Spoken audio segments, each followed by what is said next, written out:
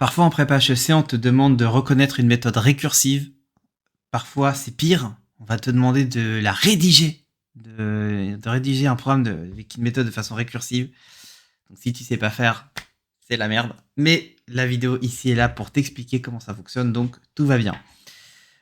On va essayer donc de faire une méthode pour calculer factoriel. Alors, on va démarrer par un petit truc pour te rappeler comment marche une fonction. Imaginons que je calcule factoriel n. J'ai deux possibilités. Soit en fait j'ai n qui vaut 0. Et donc si n vaut 0, ben factoriel n il vaut 1.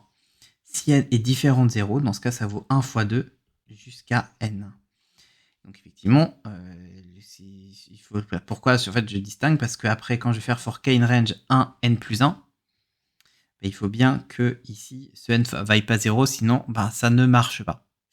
Donc j'ai deux cas. Le cas qui dit que j'ai deux cas, c'est avec if else. Donc if n est égal à 0, return 1, else a égale 1. Et pour k allant de 1 à n, je fais a égale à fois k. Si tu as du mal sur ce truc-là, vois la vidéo précédente où j'explique comment faire le produit. Simplement, on fait une boucle. Je démarre à 1 et à chaque fois, en fait, je multiplie en rajoutant la valeur présente. Donc a égale à fois 1. Puis après, ce nouveau a, je vais le multiplier par 2. Et après, ce nouveau a, je vais le multiplier par 3, etc. jusqu'à à la fin, a fois n. Et donc ici, qu'est-ce que j'ai? J'ai fait k allant de 1 à n. Donc k in range 1 n plus 1. Égale fois, il tourne a. Et donc tu vois, quand je fais fact 0, fact 1, et ça me donne bien les bons factoriels. Donc ça, c'était la méthode où je fais le produit. Maintenant, il y a une méthode qui est la méthode récursive, et qui est très courante quand on a des produits. Elle est à connaître, sachant qu'en plus, le np.prod n'est pas officiellement programme. Ben, du coup, ça donne pas beaucoup de choix sur les produits. Donc, retiens la méthode récursive. La méthode récursive, c'est quoi? C'est moi, j'ai factoriel n. Je peux dire que c'est n fois n-1 à condition que n soit différent de 1. Valentin factoriel. Donc, mais c'est aussi n fois n-1, donc ce qu'on vient de calculer ici, fois n-2 factoriel, à condition que n soit différent de 2. Etc. Jusqu'à ce qu'à la fin,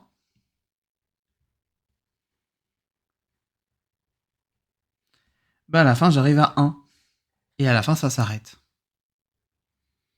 Donc, comment ça marche? Ben, c'est... donc, à la fin, ça s'arrête. Donc, c'est-à-dire que pour pas avoir justement le 0. Ça va donner quoi? Ben, ici, je rentre ma fonction, f fact de n.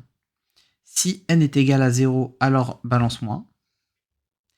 Sinon, retourne-moi n fois. Et là, justement, j'appelle de nouveau cette fonction-là. Pourquoi? Parce que finalement, ce n-1 factoriel, c'est qui? En fait, c'est fact n-1.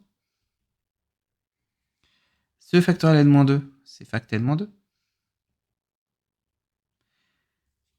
Donc lui, ben, il me calcule en faisant n-1 fois lui. Et après, ben, le n-2, ben, il me fera en faisant... lui, je l'avais déjà. Et je le multiplie par n-2 fois, et ben, du coup, fact n-3.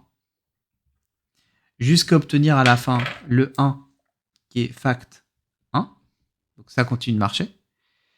Et après, donc du coup, ben, pour calculer fact 1, ben, il va me faire 1 fois fact de 0.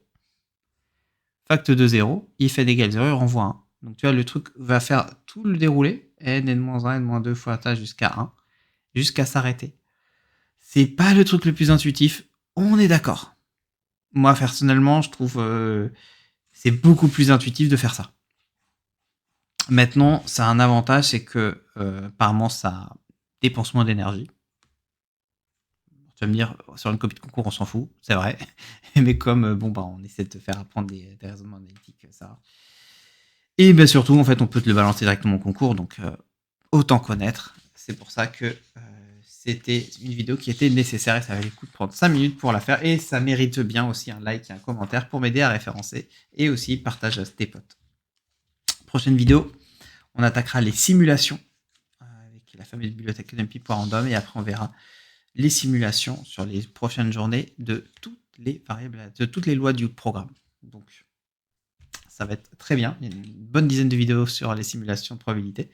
Abonne-toi pour ne pas les manquer. Et si tu veux déjà regarder le contenu et ou alors revoir cette méthode récursive et puis finalement les 160 pages du programme de première année de prépa HEC, le lien est dans la description. C'est gratuit. moi, je te dis à demain pour les simulations de probabilité. Ciao!